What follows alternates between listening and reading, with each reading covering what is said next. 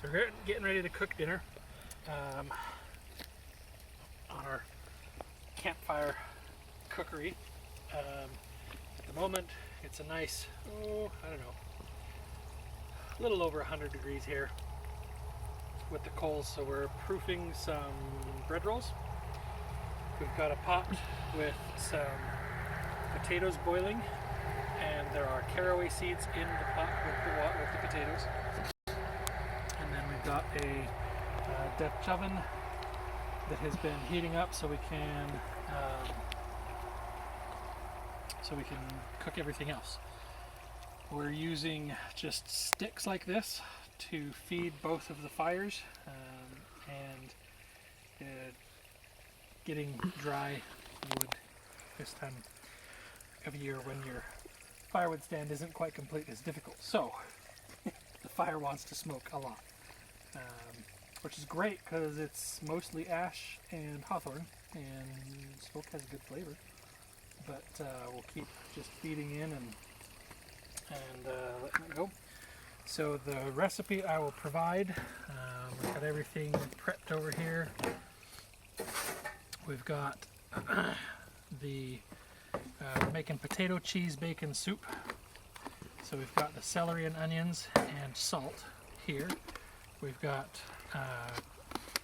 a pound of diced cheese here and a pound of diced cheese here, and we're using Monterey Jack,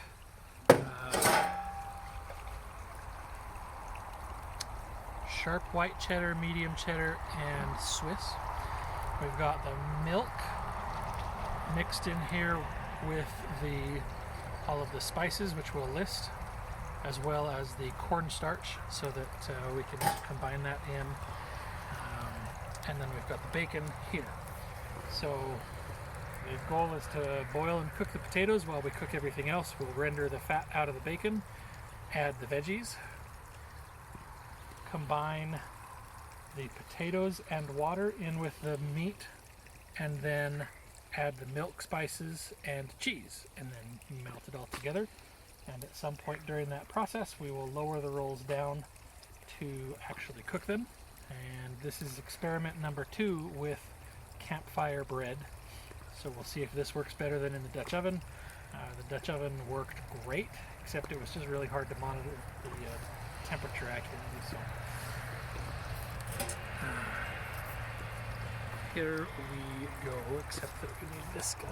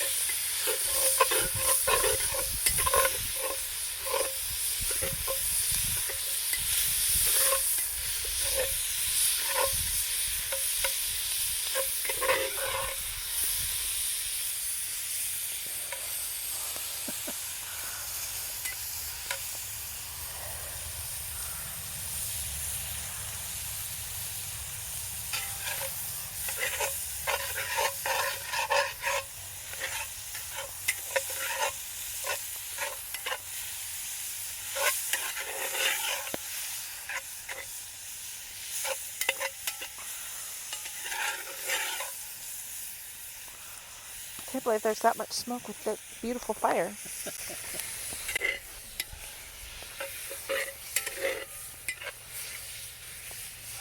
So at any point right now I can add the veggies. The more crispy the bacon is, then the better it'll hold its texture when it's in the soup.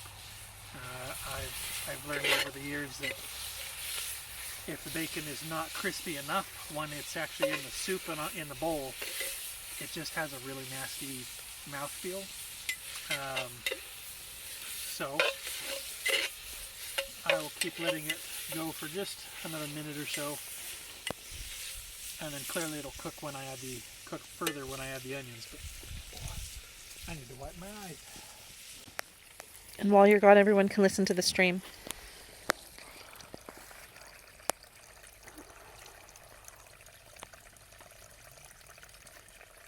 It's just so nice.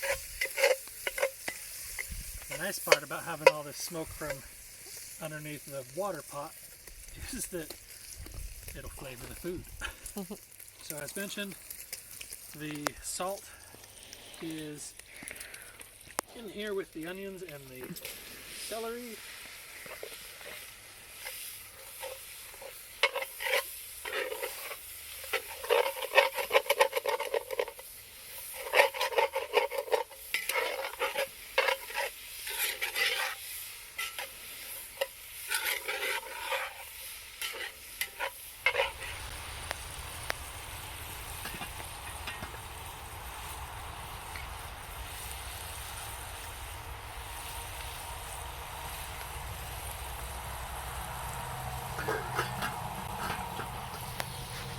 Potatoes are done.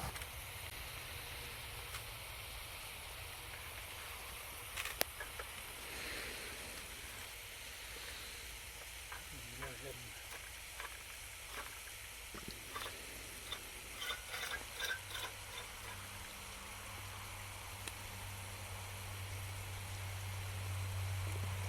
yeah, that's probably about 350 degrees right there. So now the hard part is maintaining the fire under it, but it's got decent enough coals, I should be okay.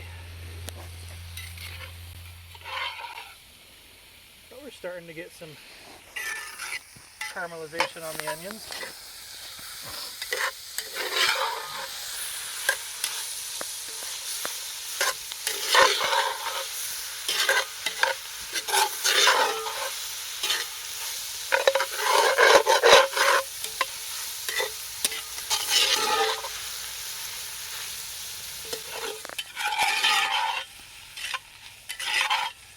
One of the reasons the milk is mixed with the spices is because the cornstarch specifically, is because then it allows the cornstarch to be distributed properly and you won't have clumps when you add that to the hot water. The other reason is because that way I could bring everything out in one container instead of like 12 containers.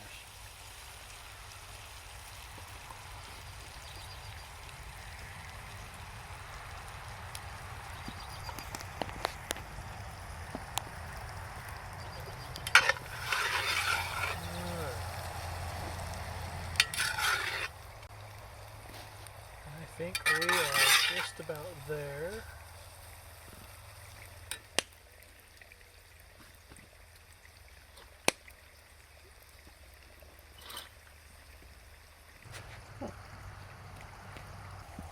We're going to A, so that we have the caraway, B, so that we have the hot water, and C, so that we actually have the starch from the potatoes. We're going to actually dump this water in as the soup base, the soup liquid.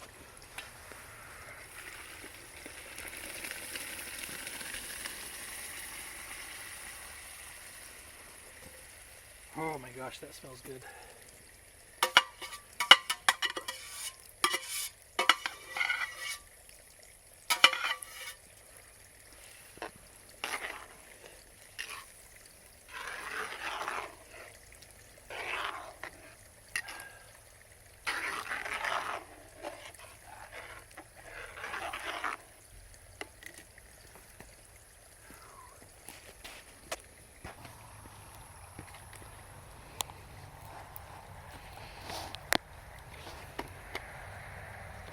So this is half pound of Swiss and half pound of sharp white cheddar.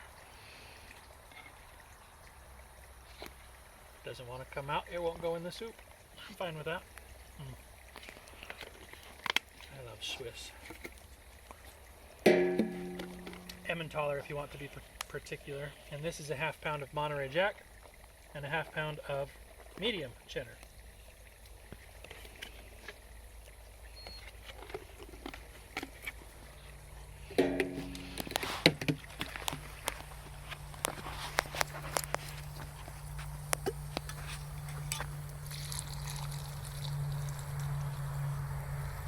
one very full Dutch oven with yummy, delicious soup.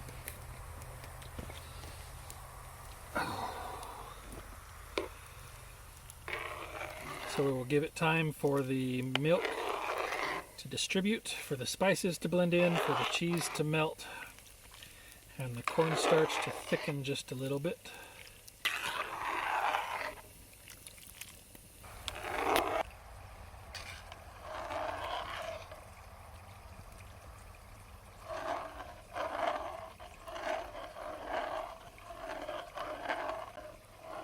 Is that cheese going to break down or stay kind of stringy? A little of both.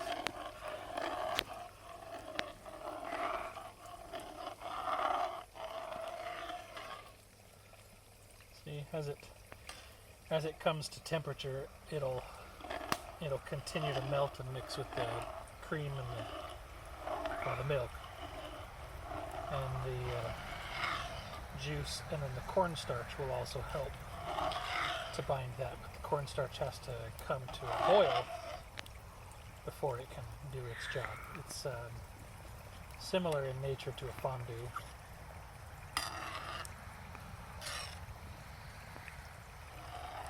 So as you can see the liquid itself is thicker than it was.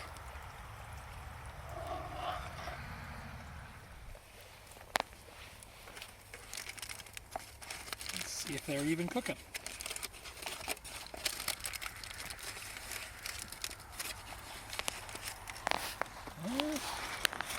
Kind of.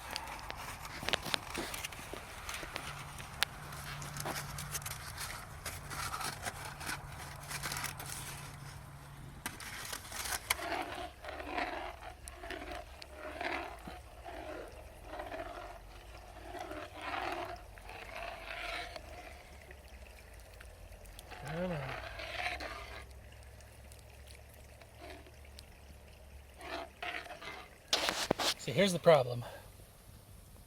Even the wood that I think is dry, when I go to burn it, a lot of the times turns out to be mostly dry.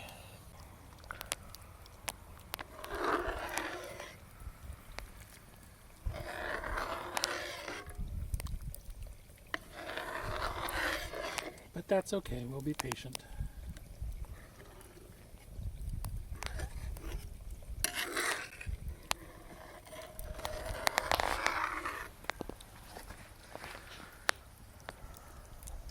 It's getting there.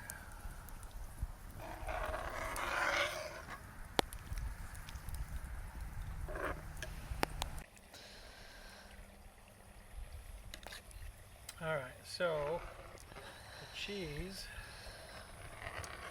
doesn't quite want to melt.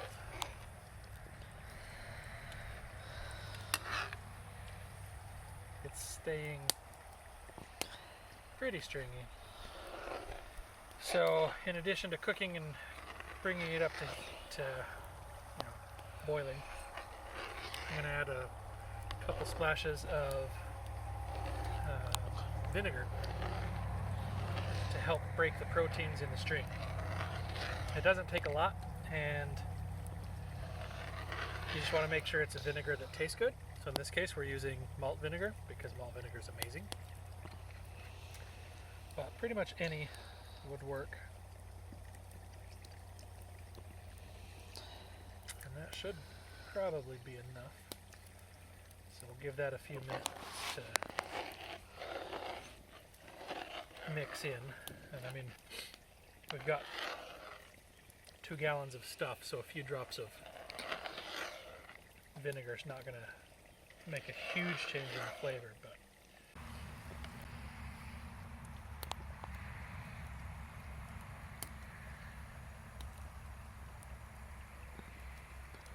I've been giving the chain a few twists.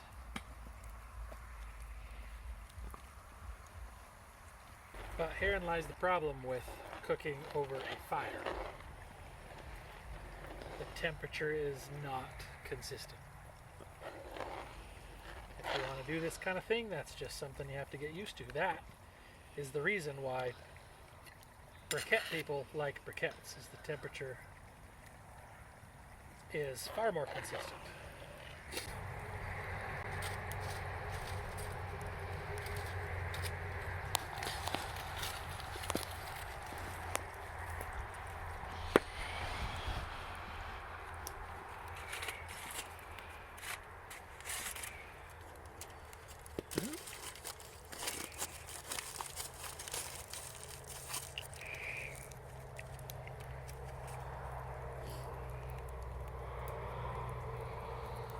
Yeah, I think we will have to employ the oven.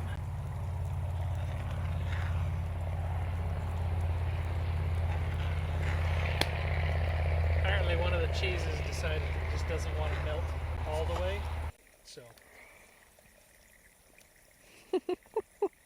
it just, even with a second dose of acid, it just doesn't actually want to break up. So that's okay. I'm okay calling this good because it's clearly cooked otherwise. However, the beauty is that it means there's nice chunky pieces of cheese in here. And Emily decided that she wanted to make some ash cakes.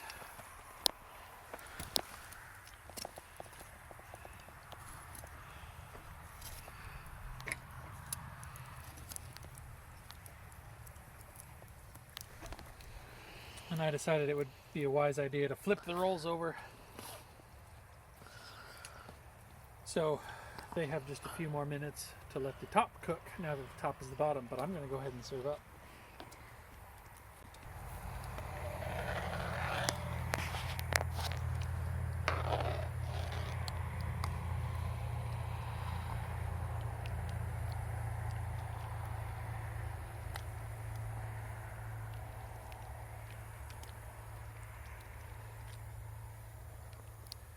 Stringy.